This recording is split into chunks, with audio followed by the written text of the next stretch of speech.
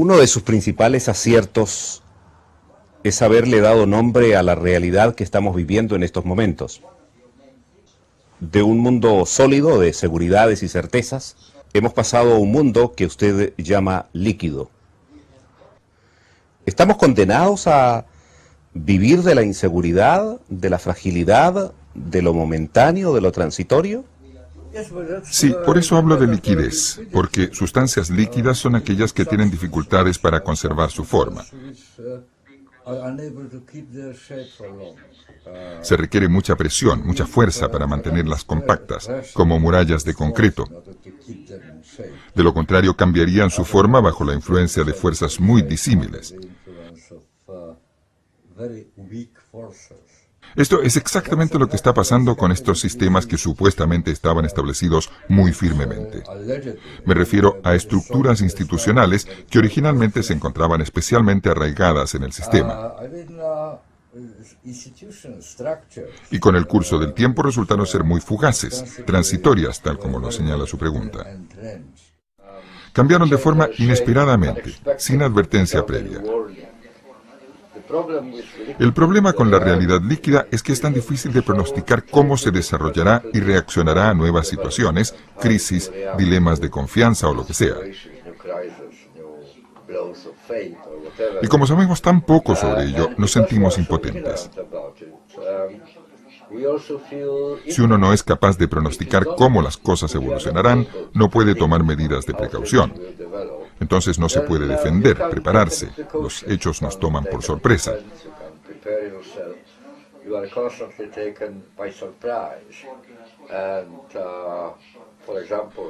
Por ejemplo, en este mismo momento en el que estamos hablando, las personas más importantes, más influyentes en el mundo, están luchando con la idea de cómo reaccionar a algo que pasó inesperadamente, la crisis crediticia.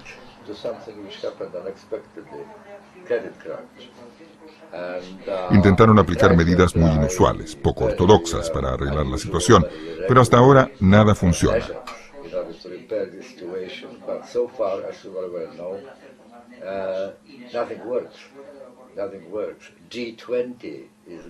El G20 se reúne en Inglaterra para hablar del tema, pero la gente que vino estaba muy dividida. No existe una idea unánime para arreglar la catástrofe que nos ha alcanzado.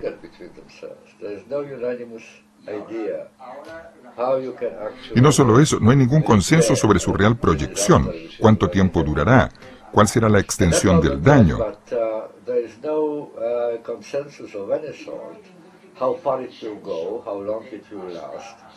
En Estados Unidos, en América Latina, en España, Gran Bretaña, Alemania, Francia. Cosas insospechadas acontecen en todas partes. Y para colmo de la ignorancia tenemos el irritante elemento de ser impotentes, de sentir que podemos hacer muy poco o nada. Es una presentación muy dramática de algo que está profundamente arraigado en nuestra manera de vivir la vida de hoy en día. Por eso se llama la modernidad líquida. Es como si todo estuviera patas arriba comparado con la situación de hace 150 o 200 años, tiempo de la modernidad sólida, cuando todo parecía más duradero, más perdurable, mucho más sólido.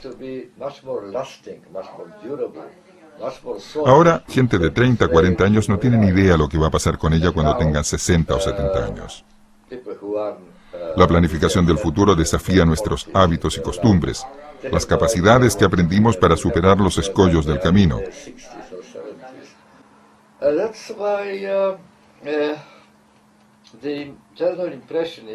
Por eso la impresión general es que día tras día, permanentemente estamos en una encrucijada. Hay muchos caminos hacia diferentes direcciones y no sabemos muy bien qué sendero transitamos.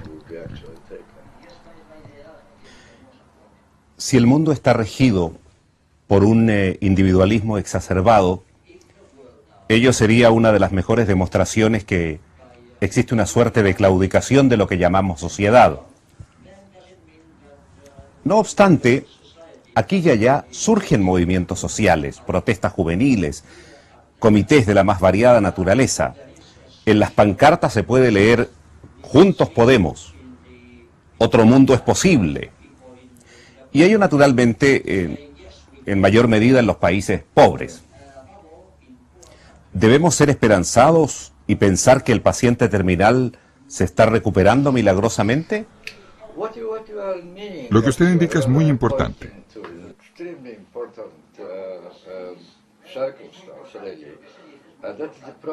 Ese es el problema de la ausencia de una instancia, de una entidad colectiva, algo que antaño llamábamos sociedad, que esté en condiciones de hacer frente a la enorme tarea que encaramos. La sociedad está siendo erosionada de dos lados simultáneamente. Hasta hace poco, el poder era mantenido al nivel de los llamados Estados-naciones. El Estado era idéntico en nuestro pensamiento y en nuestros actos a la verdadera sociedad. Allí se hacía carne la sociedad. Había un Estado y dentro de él un ente que tenía el poder de implementar su política. Ahora el poder de los Estados nacionales se ha evaporado en el espacio global.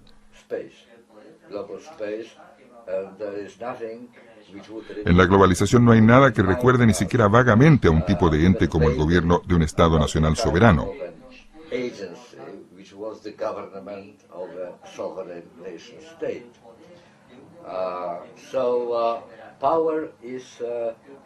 Actualmente, el poder está situado en lo que podríamos calificar de país de nadie.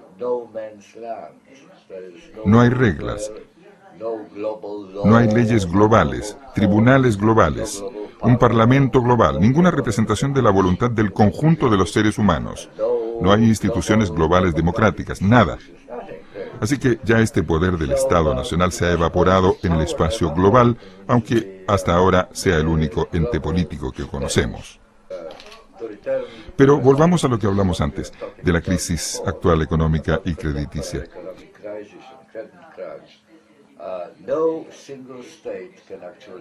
Ningún Estado es capaz de resolver el problema porque es un dilema global. El poder es global, pero la política es local. Es decir, que hay una discrepancia entre los dos.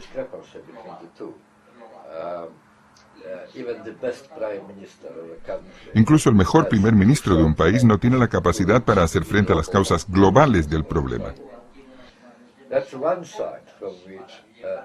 Esta es una circunstancia donde la sociedad está desapareciendo porque, como dije, el poder se evapora en el espacio global. Por otra parte, tenemos la tendencia opuesta.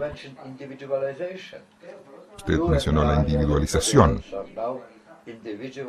Usted y yo somos individuos de jure, somos individuos por decreto. Funciones asumidas hasta hace poco por los estados, que eran poderosos, ahora son traspasadas a individuos que tienen que encontrar soluciones a problemas que ellos no han causado. Pero los individuos son lo suficientemente inteligentes e inventivos para encontrar frecuentemente alternativas al problema que se enfrentan.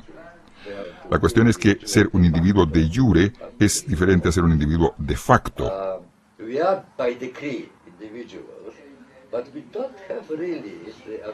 Somos individuos por decreto, pero no tenemos realmente la capacidad, los recursos que nos permitirían reemplazar la colectividad, la sociedad, el Estado nacional, para hacer frente a los múltiples desafíos.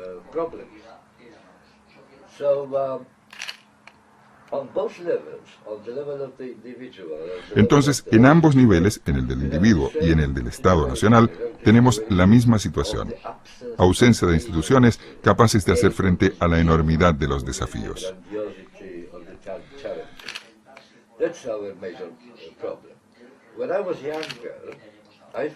Cuando era joven pensé que la humanidad era todopoderosa.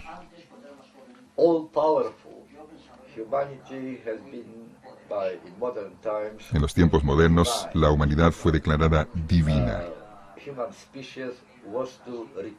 La especie humana tenía que reemplazar al Dios Todopoderoso e instaurar el orden que Dios, por alguna razón, no introdujo en la vida humana. En mi juventud, hace más de largo medio siglo, el único problema para la humanidad era que no estábamos muy seguros. que no teníamos suficiente conocimiento del qué hacer.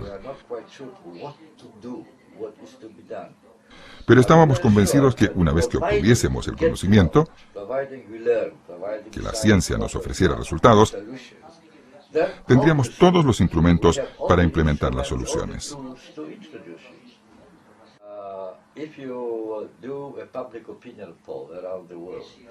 Creo que si efectuáramos hoy un sondeo en el mundo entero y preguntáramos a la gente qué es lo que hay que hacer para salvar a la humanidad,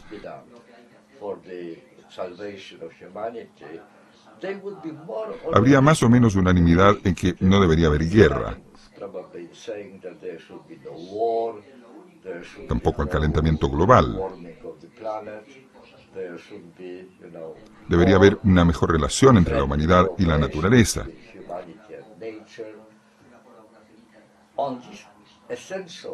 Hay un consenso general sobre estos valores esenciales.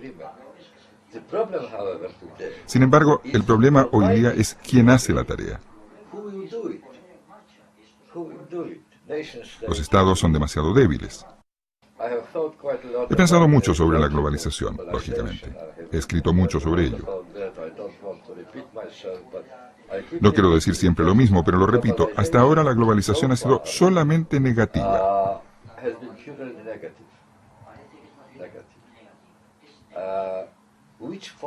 ¿Cuáles son las fuerzas que globalizan? El capital, las finanzas, el comercio, la información, la criminalidad, las mafias, el narcotráfico, el tráfico de armas. Todas estas fuerzas que minaron las instituciones colectivas de acción. Todas estas fuerzas tratan con mucho desdén las soberanías locales. No reconocen las leyes nacionales.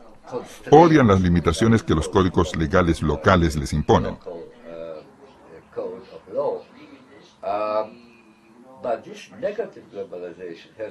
Esta globalización negativa no ha sido seguida por una globalización positiva. Una globalización positiva sería construir en el espacio global un equivalente, no copias. Tiene que ser diferente a lo que tenemos actualmente. Por lo que nuestros antecesores, padres, abuelos, bisabuelos lucharon.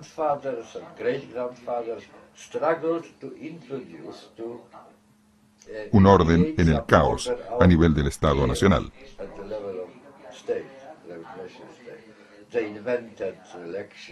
Ellos inventaron elecciones, instituciones democráticas, partidos políticos, gobiernos, tribunales independientes.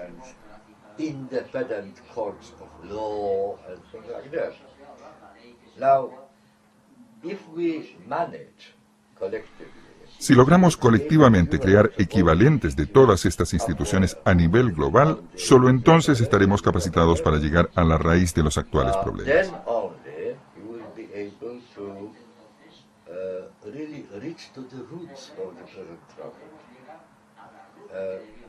Hay que recuperar el poder de hacer cosas, implementar acciones que la gente quiere que se hagan, para las que no tienen instrumentos, capacidad, recursos para ponerlas en práctica. Usted me preguntó cuáles son las perspectivas. Bueno, tengo que admitir que al final de mi vida soy pesimista sobre la posibilidad de encontrar atajos, soluciones rápidas para arreglar lo que costó varios cientos de años destruir. Es mucho más rápido arruinar cosas que arreglarlas. La idea de tener una suerte de acuerdo global sobre las instituciones que deberían armonizar nuestras vidas, de tener un código legal unificado que se aplique a todo el mundo, parece una utopía porque no hay instituciones que lo sustenten. Solo hay instituciones ad hoc, temporales, que han sido introducidas para intentar combatir la actual crisis crediticia. Pero no tenemos un camino claro para una posible acción consensuada colectiva a nivel de las grandes reivindicaciones. Será una travesía larga, y la gran pregunta es ¿cuántas víctimas, cuánto daño, cuántos heridos habrá hasta que realmente entremos en acción?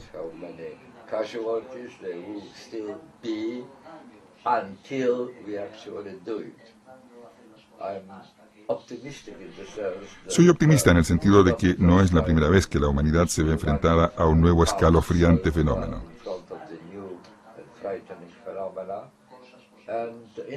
En el pasado, nuestros antecesores lograron encontrar inéditos ajustes, nuevas formas de vida, adecuadas para hacer frente al problema que encontraron.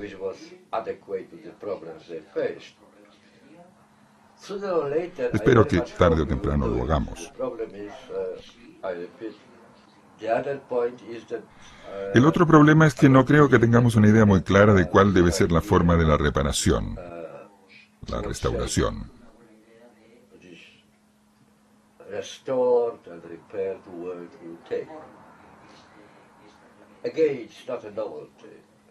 Una vez más, no es nada nuevo. Si por ejemplo lleváramos a Aristóteles, quien de hecho fue el primer gran filósofo que escribió extensamente sobre la democracia, a Madrid, a Buenos Aires, a Londres, a una sesión del Parlamento local, le parecería muy interesante.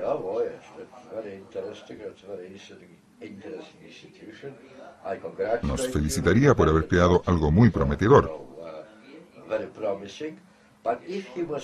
Pero si le contáramos que eso es democracia, estaría estupefacto.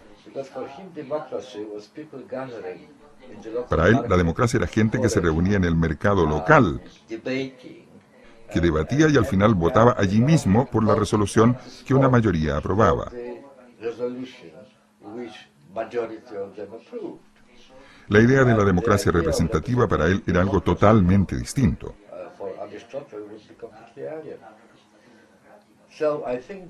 Como si usted o yo fuéramos invitados por futuras instituciones globales, probablemente diríamos que son muy simpáticas, pero estaríamos muy sorprendidos cuando nos dijeran que ello es el Parlamento.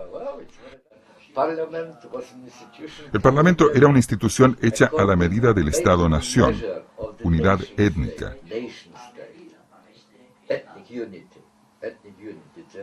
Suponiendo que todos éramos iguales, que teníamos el mismo pasado, el mismo futuro, la misma suerte, que estábamos todos en el mismo barco. Partir de esta concepción al ámbito de la humanidad en su totalidad, saltar de aquí hacia allá, todo eso es muy difícil.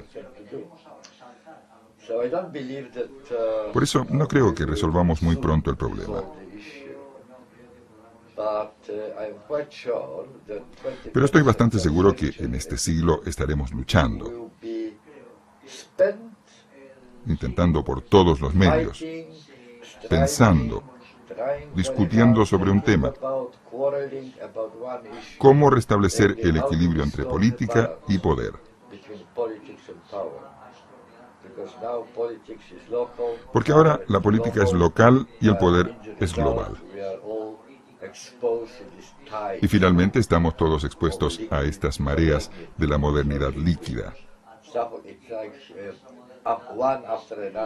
Es como si un tsunami tras otro nos alcanzara. No sabemos de dónde vienen, así que creo que la restauración del equilibrio entre la política y el poder es el dilema más acuciante de la agenda.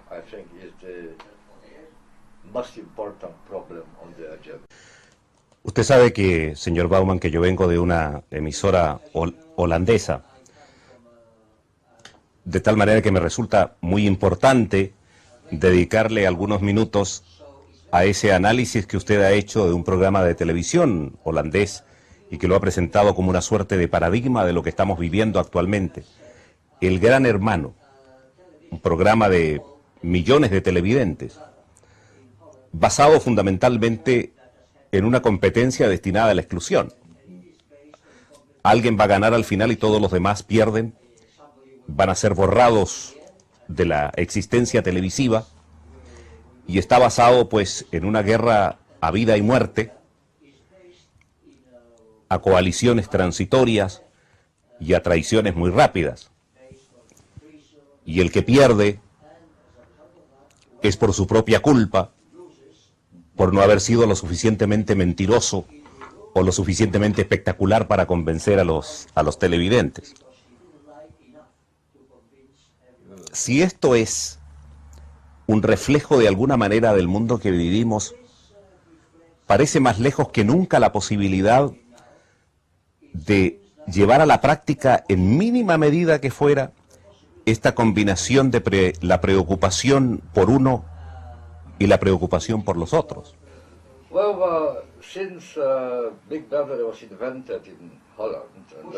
Desde la invención del Gran Hermano en Holanda y vendido a las compañías internacionales, la descripción al comienzo era diferente.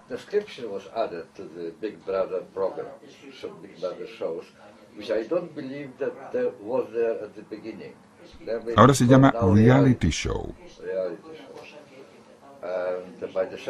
Se le ha puesto un sello.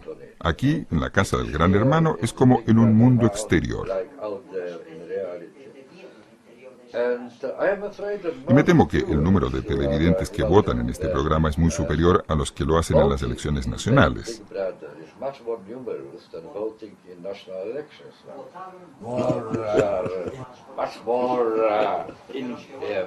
Espiritualmente, la gente está mucho más comprometida con lo que pasa en la casa que en las luchas y disputas entre los políticos de alto nivel.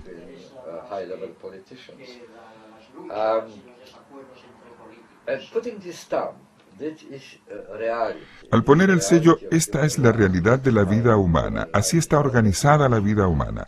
Se confirma la impresión que la gente ya tenía.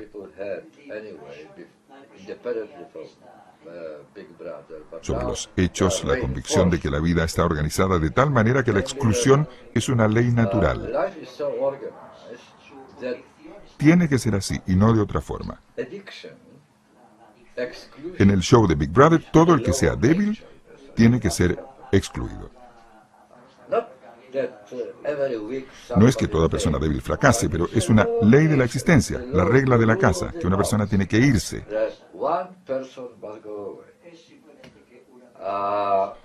No se concibe organizar otro tipo de show televisivo con otra realidad, donde no haya ninguna necesidad de excluir a una persona cada semana.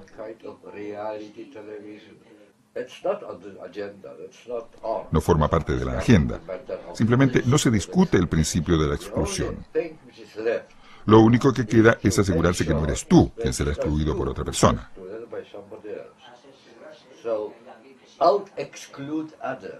Hay que excluir a los otros para permanecer entre esas paredes.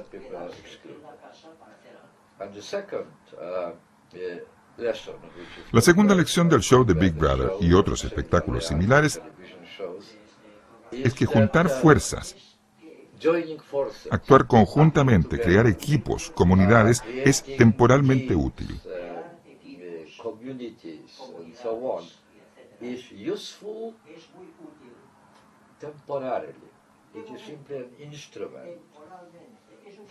Sencillamente es un instrumento para evitar ser una víctima.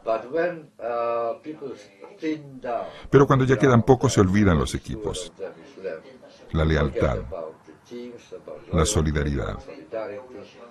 Cada cual intenta salvar su propio pellejo.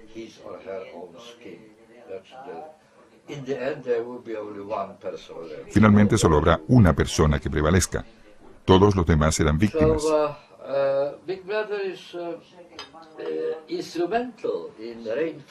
Así que Big Brother es un instrumento que fortalece esta idea de que la exclusión es inevitable.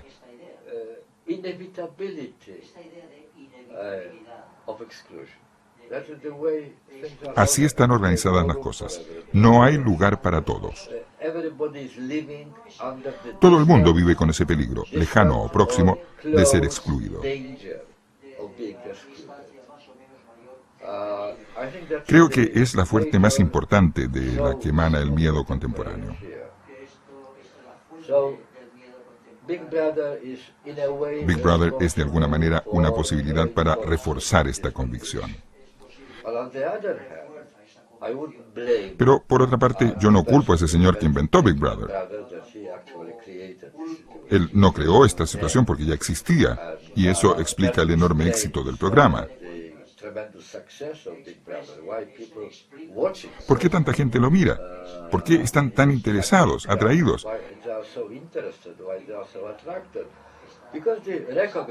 Porque en lo que pasa allí reconocen una situación representativa de su experiencia en el trabajo.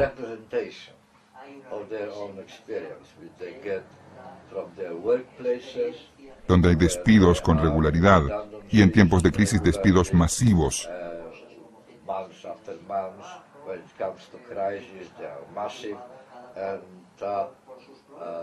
En el pasado la gente reaccionaba uniendo fuerzas, resistiéndose, haciendo huelgas, luchando,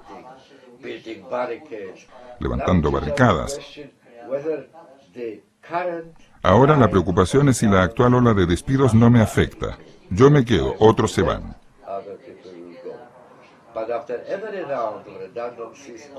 Pero después de cada ronda de despidos, toda la gente que queda momentáneamente a salvo tiene incluso más miedo que antes. La amenaza está allí, constantemente.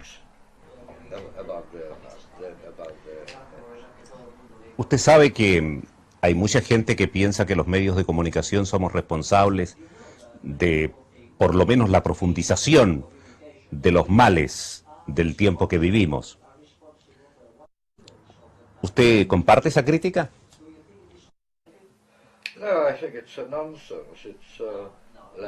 No, creo que es una tontería. Es matar al mensajero porque trae malas noticias. Una costumbre muy vieja y muy tonta.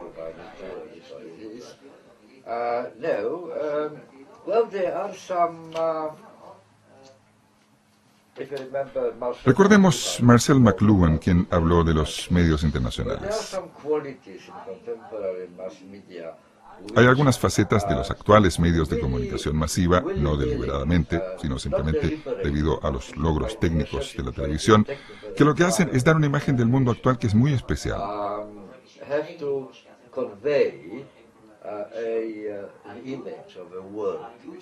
Se consigue una interpretación muy distinta de la realidad cuando se lee un libro en la biblioteca. Rodeado por estudios históricos, se aprende sobre el mundo de una manera muy diferente que cuando uno está expuesto a las noticias de la televisión.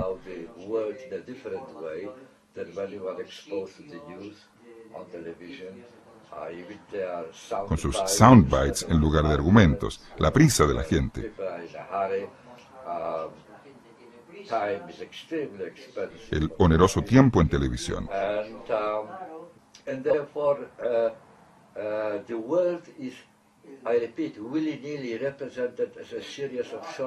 Y en consecuencia, el mundo es representado como una serie de episodios breves. Un periodista francés dijo que si Émile Zola, quien escribió el famoso artículo J'accuse, yo acuso, un artículo muy largo, lleno de argumentos muy poderosos en el caso Dreyfus, si le hubiesen dado tiempo en la televisión, habría tenido solo tiempo para gritar yo acuso, y después se habría dado paso a la publicidad u otra cosa. No habría dispuesto de tiempo para defender el caso. Es un ejemplo. La estrategia es pasar rápidamente de un tema a otro. Hay 25 minutos de noticias, pero con 25 temas distintos.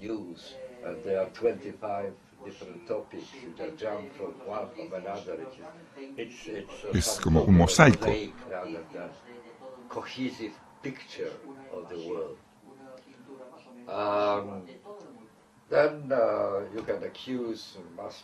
Se podría acusar a los medios de comunicación masiva por crear personalidades, caras familiares en lugar de autoridades.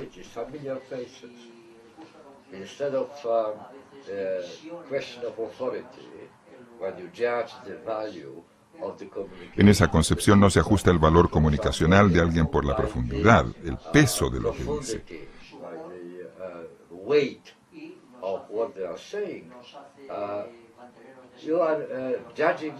Se juzga la información por la personalidad que la esboza. Es el sistema de celebridades, caras familiares. Estamos acostumbrados a verlas en una hora determinada, las escuchamos.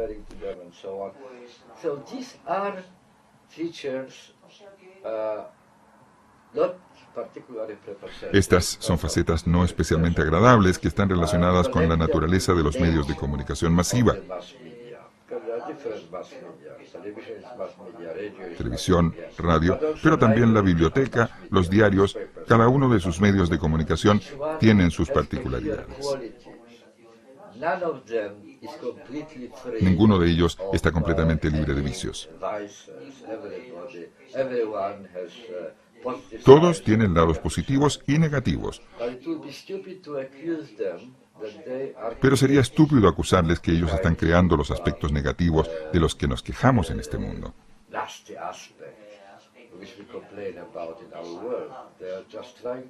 Los medios simplemente hacen lo que pueden. Intentan presentar una aproximación verdadera de la realidad. Otra de las cosas importantes de la vida de hoy, esta falta de compromiso, este deseo de la gente de disfrutar de los aspectos lúdicos, hermosos de cada realidad y eludir aquellos que tengan que ver con la responsabilidad y con el compromiso. Le quiero contar un ejemplo que no aparece en sus libros, pero que hoy, viniendo a Leeds, me lo encontré casualmente en un diario español.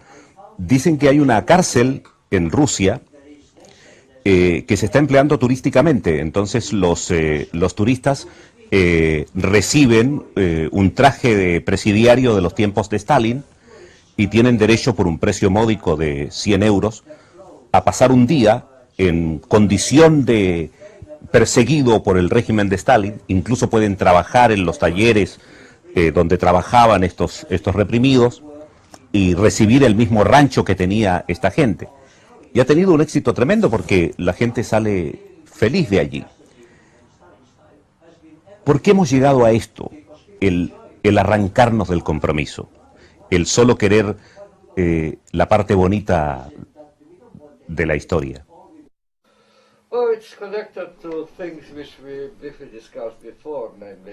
Sí, está relacionado a cosas que discutimos antes. Hay una crisis con el largo plazo. El verdadero compromiso requiere pensar a largo plazo. Le daré un ejemplo, no de Rusia, sino de Estados Unidos. Henry Ford, el héroe, la encarnación de lo mejor de la energía humana,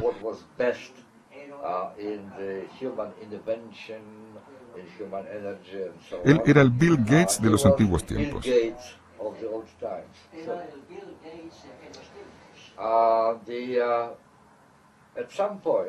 En algún momento, cuando Henry Ford envejeció, duplicó los sueldos de sus trabajadores.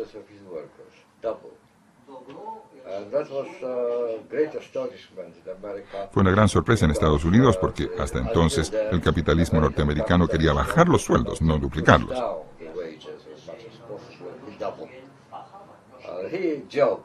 Fue un hombre con buen sentido del humor y dijo que lo hizo porque quería que sus trabajadores pudiesen comprar sus coches. Naturalmente no era una explicación porque no se sabía cuántos coches podrían comprar o si duplicando los salarios aumentaría el costo de producción de los coches.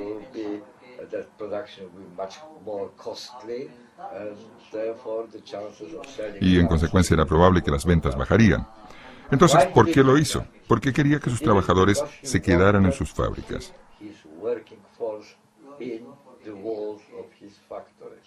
No quería perderlos por culpa de la competencia. El problema era que en aquel momento él dependía de sus trabajadores de igual medida en que sus trabajadores dependían de él.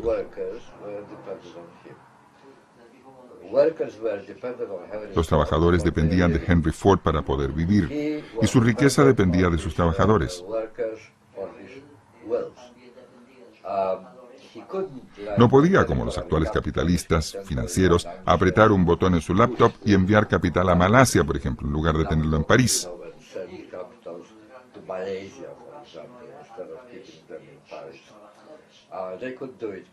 Ahora lo pueden hacer fácilmente. Ya no dependen de los asalariados.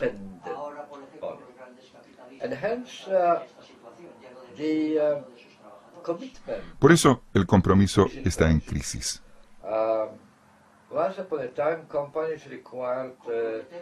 En el pasado, las empresas pedían una lealtad de por vida de sus trabajadores.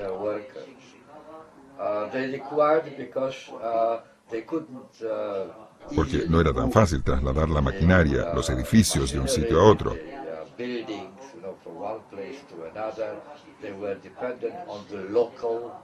Dependían de la mano de obra local que estaba disponible en ese sitio preciso. Y por eso, una vez que estaban entrenados, disciplinados, querían mantener a sus trabajadores cuanto más tiempo posible en el mismo lugar.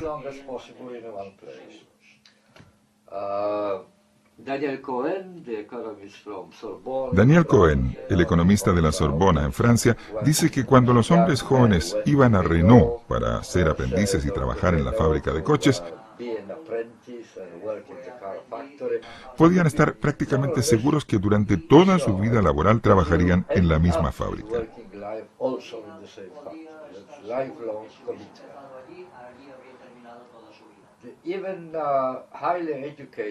Hoy día incluso jóvenes brillantes con estudios superiores que van a trabajar en Silicon Valley en Estados Unidos. La utopía de todo joven ambicioso reciben enormes sueldos, pero no tienen idea qué pasará con ellos en 2 o 3 meses.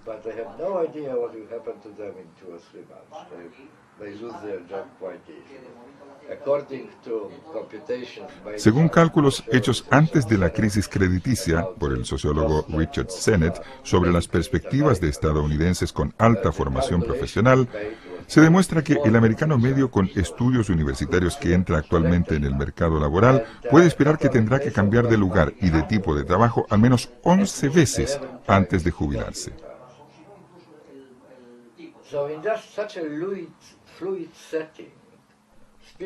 En un entorno tan fluido, hablar de compromiso a largo plazo no parece natural.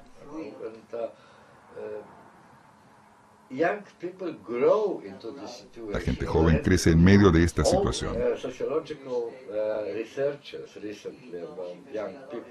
Los sociólogos constatan que la mayor preocupación de los jóvenes no es tener un empleo estable para toda la vida.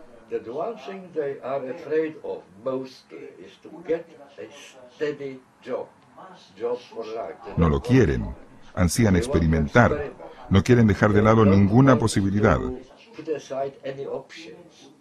Quieren mantener abiertas todas las alternativas. Me acuerdo especialmente de una niña de 19 años a quien se le preguntaba cuáles eran sus planes de vida.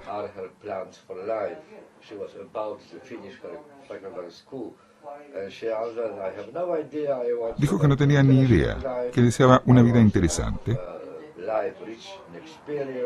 rica en experiencias, aventuras, etc. Pero lo que sí sé es lo que no quiero en mi vida. No quiero ser como mi padre. Hace 25 años, él empezó a dar clases y sigue siendo profesor. ¡Qué aburrido! El padre era el antihéroe, precisamente la vida que ella no quería.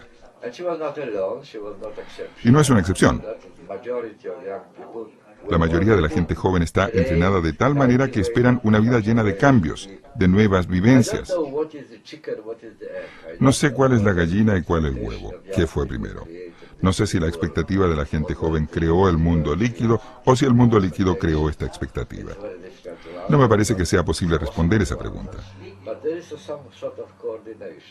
Pero hay una suerte de coordinación, resonancia entre las cosas líquidas que finalmente desemboca en lo que usted señaló, la crisis del compromiso.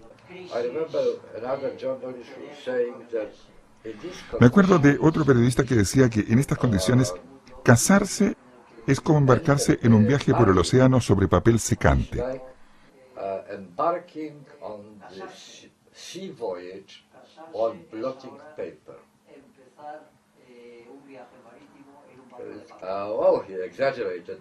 Estaba exagerando, pero solo un poco. Una frase suya muy significativa. No hay solución local para problemas globales. Uno de los problemas globales más importantes de este momento es naturalmente la crisis económica que usted ha mencionado a través de esta conversación. ¿No tiene usted la impresión que se están poniendo parches al problema ¿Y no se está resolviendo el problema de forma global? Yes, well, I don't see any attempt yet, serious attempt. Todavía no veo ningún intento serio para elaborar una solución global a la actual crisis económica. I see, on the contrary, tendencies. Por el contrario, veo tendencias para hacer resurgir algo que parecía haber terminado cuando llegó la globalización: el proteccionismo local.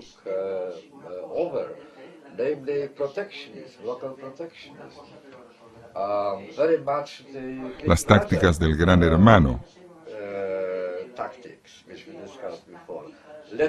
Que los vecinos sufran. ¿Por qué hemos de sufrir nosotros?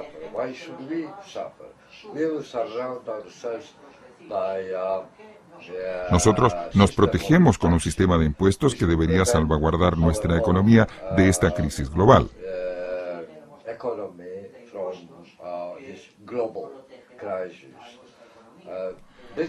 Recientemente, el primer ministro británico Gordon Brown dijo algo que no escuché en años. Puestos de trabajo británicos para los trabajadores británicos. Esa es la consigna.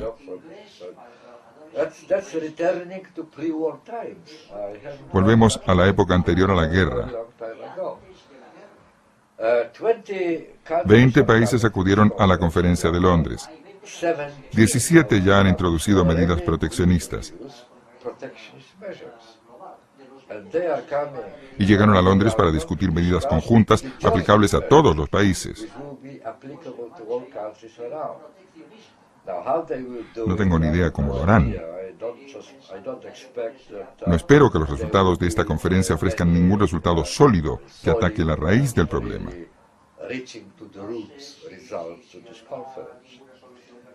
Atacar la raíz, eso es lo más importante. ¿Cuál es la reacción común a la crisis? Invertir enormes sumas de dinero. Hasta la crisis crediticia no había oído a ningún político utilizar la palabra trillón.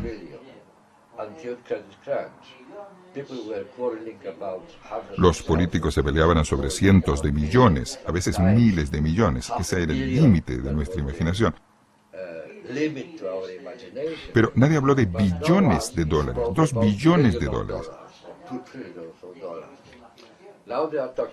No sé de dónde viene el dinero, pero incluso si lo tuviesen, invertirlo en los bancos significa restablecer la normalidad de esas instituciones.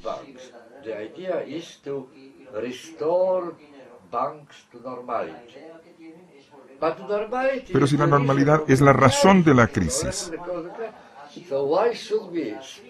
¿por qué deberían gastar billones de dólares para volver a esa terrible normalidad que precisamente ha creado el caos?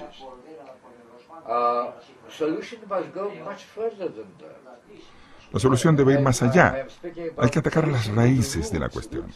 Esas están muy metidas en nuestra forma de vivir.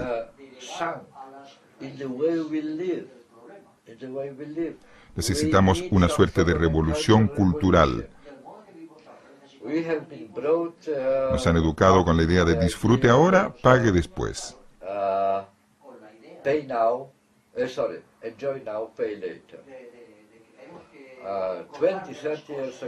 Hace unos 20, 30 años, los bancos descubrieron algo maravilloso.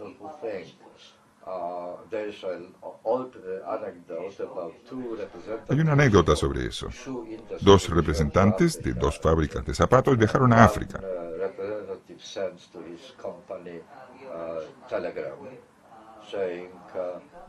Uno de ellos envió un telegrama a su empresa diciendo: no envíen zapatos, todo el mundo anda descalzo. El otro representante envió un telegrama diciendo: envíen inmediatamente 200 millones de pares de zapatos, todo el mundo anda descalzo.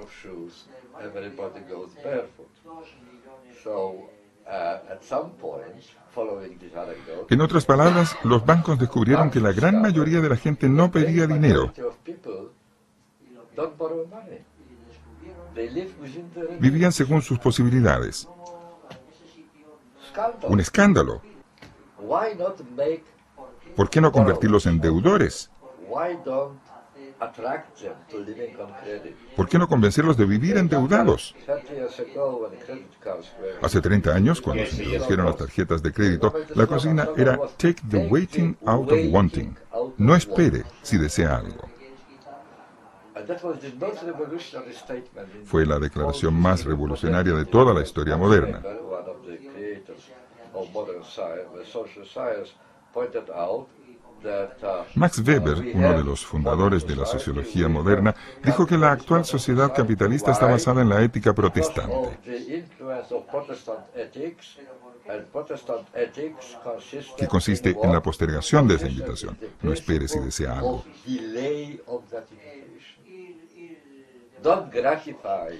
No satisfagas tus deseos ahora. Espera, trabaja duro, ahorra dinero. Put aside money, save money. When I was a child, the culture was the culture of saving. Cuando era niño había una cultura de ahorro, no de tarjetas de crédito. And the principle of moral Y el principio elemental de una vida decente era hacerlo dentro de tus posibilidades. now, Ahora las tarjetas de crédito crean posibilidades. pay now, enjoy now. Disfrute ahora, no espere, pagará después. This pay later Pagará después en pequeñas cantidades. written in a small print, later. We spoke about Más tarde está muy lejos, a años luz. ¿Quién se preocupa de más tarde?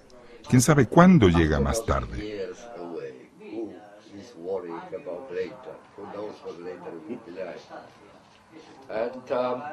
And bank and credit crunch today La crisis bancaria y crediticia no es el resultado del fracaso de los bancos, todo lo contrario, es el resultado de su enorme éxito. success. They succeeded Lograron transformar la mayoría de la humanidad en prestatarios. into borrowers, into debtors, into people living in credit. The old money lenders, the Los antiguos usureros eran muy crueles. They lend people money, but they wanted Te prestaban dinero, pero querían que se devolviera oportunamente, incluidos los intereses. if you didn't do it, Si no pagabas a tiempo, enviaban unos mafiosos que te daban una paliza.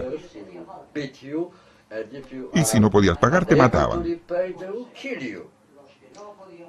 The contemporary money lenders don't Los want usureros modernos no quieren que devuelvas el dinero, porque si lo devuelves, ellos ya no reciben intereses y ya no tienen ingresos. you don't pay any interest and there is no income, there is no profit. They want to stay in there. Quieren que sigas endeudado. Can't repay Y si no puedes devolver el dinero a tiempo, te dirán que te dan otro préstamo. another loan. So, of course you have to pay. Naturalmente, en el futuro tendrás que devolver más dinero. Pero en esos momentos pagas tus viejas deudas y encima tendrás unos cientos de dólares para gastar en tus vacaciones. We will still leave several hundreds of dollars to enjoy yourself on this vacation. Our banking system Nuestro sistema bancario ha transformado la deuda en una fuente permanente de ingresos. debt into a permanent source of income. La idea era muy sencilla, como con esas hipotecas basura en Estados Unidos. Mortgages in America. We will give Prestamos money dinero to para buy comprar houses casas a gente que no puede permitirse comprarse una porque son pobres. because they are very poor. They are unable to repay the No pueden devolver la deuda. But we will give them money to buy houses. Pero, ¿quién les da el dinero para comprar las casas? Estate market, to the housing market. Then Si they todos will van al raise mercado the inmobiliario, market la demanda de casas aumentará y el precio subirá. in spite of the fact that they are A pesar de que sean insolventes, que no pueden pagar la deuda, el precio creciente de las casas servirá de garante. growing price of their house will serve as a collateral. For some point, for some time, for 20 years it worked. This last 20 years. Durante 20 años funcionó. Really it worked because so many new people appeared. Funcionó de verdad porque aparecieron tantas nuevas personas en el mercado inmobiliario que los precios subieron durante 20 años. House prices for 20 years up and up and up and up. And somehow De alguna manera, este sistema, basado en un fundamento muy frágil, sobrevivió. foundations survive. But now all people La gente que tenía suficiente dinero compraba casas, pero también mucha que no lo tenía compraba y se veía obligada, presionada por los bancos, a pedir dinero.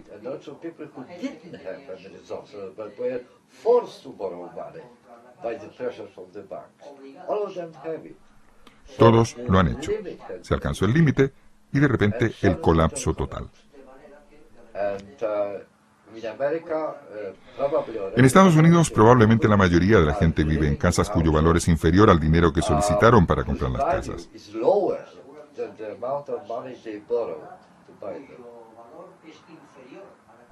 Esto se llama patrimonio negativo, es un concepto nuevo. Su deuda es más grande que el valor de la casa. Incluso si son expulsados de sus inmuebles, no podrían pagar la deuda con el banco con el dinero que reciben.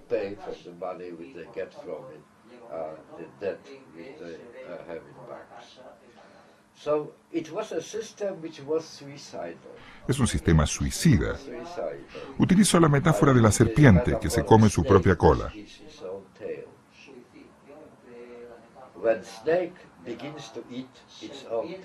Cuando el reptil comienza a comer su propia cola, en un principio le encanta, pero tarde o temprano ya no es capaz de digerirla.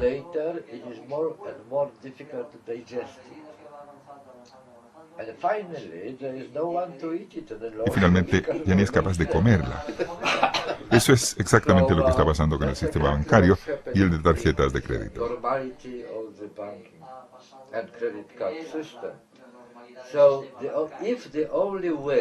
Si la única manera de combatir esta crisis es volver a la normalidad, nos avecinamos a una catástrofe.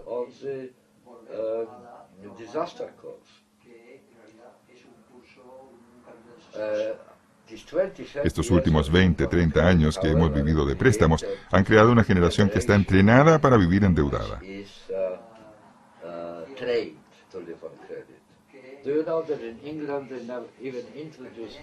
¿Sabe que en Gran Bretaña incluso hoy día los estudiantes están obligados a vivir de préstamos?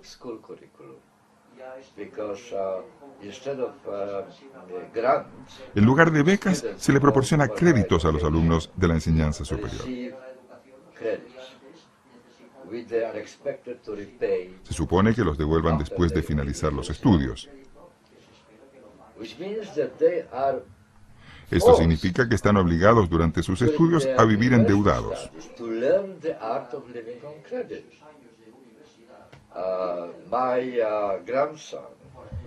Mi nieto, un brillante estudiante de arquitectura, ya tiene una deuda de 30.000 libras esterlinas. Él estudió y tiene que pagarla. Y le han dado un crédito muy económico. Pero cuando sea arquitecto tiene que empezar a pagar esas 30.000 libras.